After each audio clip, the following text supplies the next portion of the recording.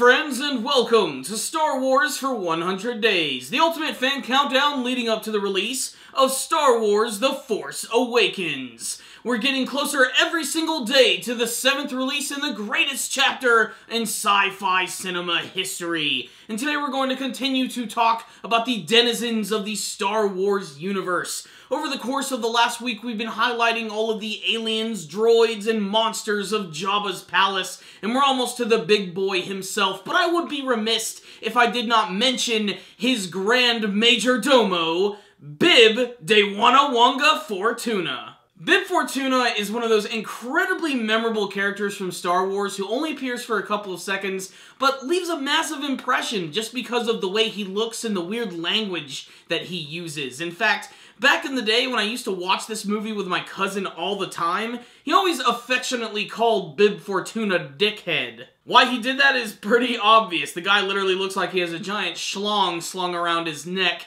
but that's because he belongs to the Twi'lek or the Twi'lek race. I'm not quite sure how to pronounce it. All I know is they're one of the more common species that we see in the Star Wars universe, but Bib Fortuna is probably the most important one that is seen in the series. You really wouldn't know that from the movies because they don't expand on these characters that much, but in the expanded universe, Bib Fortuna is someone you don't want to mess with. Bib Fortuna is the right-hand man of Jabba the Hutt. Basically, if Jabba the Hutt were Don Vito Corleone, Bib Fortuna would be Tom Hagen. Bodyguard, messenger, party planner, Bib Fortuna has done it all. He's also had a pretty big career in the galaxy and has had a hand in a lot of big things. In fact, he even had a confrontation with the cousin of Jedi Master Aayla Secura, another well-known Twi'lek Jedi.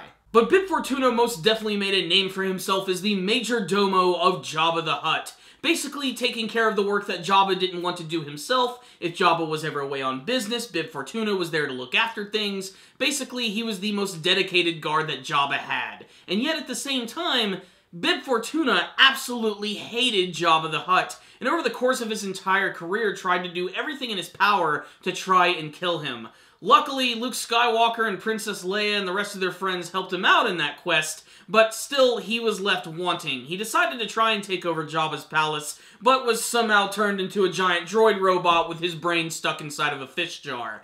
Yeah, it's pretty weird. But if you want to learn a little bit more about Bib Fortuna, I'd highly recommend looking up some stuff in the expanded material, especially in the comic books. I actually went around to looking at some of my old Star Wars comics, and I came upon this one right here, which is, believe it or not, a Jabba the Hutt comic book. Yeah, I actually have a couple of these and some other ones like Tales of the Jedi and some Boba Fett comics. A lot of the classics from Dark Horse. And what I really love about this story right here is not only do you get to learn a little bit more about Jabba, but you also get to learn a little bit about Bib Fortuna right here and how he's constantly plotting to kill Jabba in these storylines. It's a lot of fun. It has some fantastic artwork, and it'll really allow you to appreciate these characters. I really highly recommend checking out these old school comics. They've got some amazing artwork, and they're really fun to read. But the main reason I'll always remember Bib Fortuna is that he was one of the weirdest aliens who ever appeared within the first 5 minutes of a Star Wars film, and of course his classic line, "De Wanawanga." It's not only fun to say, but when you match it up with that goofy-looking character with the weird phallic-looking tentacles coming out of his head,